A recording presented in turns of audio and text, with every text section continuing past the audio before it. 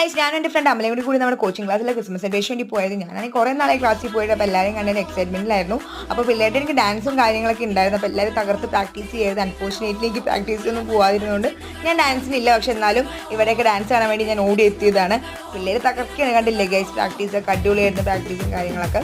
അപ്പോൾ അതിന് ശേഷം നമ്മൾ ഡാൻസ് കുറച്ച് ലേറ്റ് ആയിട്ടായിരുന്നു, അവിടെ ലാസ്റ്റ് പ്രോഗ്രാം ആയിരുന്നു. അപ്പോൾ അതിന് മുമ്പ് കുറേ പ്രോഗ്രാംസും കാര്യങ്ങളൊക്കെ ഉണ്ടായിരുന്നു. കണ്ട് എല്ലാവരും ഭയങ്കര എൻജോയ് ചെയ്യണം. അതിൻ്റെ ഇടയിൽ കുറേ ഗെയിംസും കാര്യങ്ങളും സംഭവങ്ങളൊക്കെ ഉണ്ടായിരുന്നു. സാറുമാരുടെ പാട്ടുണ്ടായിരുന്നു. പിന്നെ നമ്മുടെ നമ്മൾ പിന്നെ തുള്ളാൻ മെഡിക്കലാണല്ലോ, അപ്പോൾ നമ്മൾ ഏത് പാട്ട് കേട്ടാലും നമ്മളെല്ലാവരും കൂടി കയറി തുള്ളും.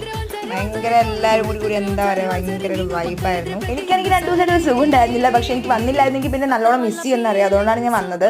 പക്ഷെ അടിപൊളിയായിരുന്നു, ഭയങ്കരമായിട്ട് ഞാൻ എൻജോയ് ചെയ്ത്. അതിനുശേഷം നമ്മൾ ലൈം ജ്യൂസൊക്കെ കുടിച്ച് ഭയങ്കര ടയേർഡായിട്ടുണ്ടായിരുന്നു. പിന്നെ ഫുഡ് കഴിക്കാനൊക്കെ പോയി നമ്മൾ വയറിൽ പോയിട്ട് മന്തിയൊക്കെ കഴിച്ച് എല്ലാവരും ഭയങ്കരമായിട്ട് എൻജോയ് ചെയ്ത് ഒരു അടിപൊളി ഡേ ആയിരുന്നു. എന്താ പറയുക, one of the memorable day എന്നൊക്കെ പറയില്ലേ.